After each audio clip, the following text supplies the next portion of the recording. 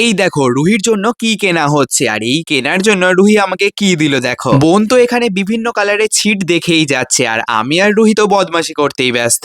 আর আজকের শপিংটা কিন্তু পুরোপুরি রুহির জন্যই। রুহির দুর্গাপূজার জন্য স্পেশাল কিছু ড্রেস তৈরি হবে, বিশেষ করে রুহি দুর্গা সাজবে সেই জন্য। ছোট্ট ব্যাগটা নিয়ে কি করছে দেখো সে। আজকে তো ছিল প্রচন্ডই গরম, আর আমরা এসেছিলাম একেবারেই দুপুরবেলা। এই দেখো রুহি আবার ওর ব্যাগ থেকে বের করে কি আমাকে দিল। আমি বললাম তোমার ব্যাগেই রেখে দাও, আমি নেব না। এইদিকে বোনও মনে হচ্ছে কিছু একটা ফাইনাল করে ফেলেছে। এতক্ষণ ধরে দেখা দেখির পরে এই কাপড়টা ফাইনাল হয়েছে। লাল হলুদ দুটো কালারই রুহিকে পরলে খুব ভাল লাগতো, কিন্তু রুহির জন্য লালটাই নেওয়া। সে তো আর অপেক্ষাই করতে পারছে না, ড্রেস তাকে বানিয়ে দিতে হবে এখনই। যাই হোক, জামা তো কেনা হলো, এবার বাকি জিনিস ফাইনাল করতে হবে। তবে এই শপিংটা দুর্গাপুজোর জন্য নয়, এটা হচ্ছে স্বাধীনতা দিবসের জন্য। 15ই আগস্টের দিন সকালবেলাতেই রুহির স্কুলে পিটি হয়েছিল, আর তার জন্যই আমরা এসেছিলাম এই কেনাকাটি করতে। স্বাধীনতা দিবসে হাতে পড়বে এই সাদা ব্যান্ড গুলো।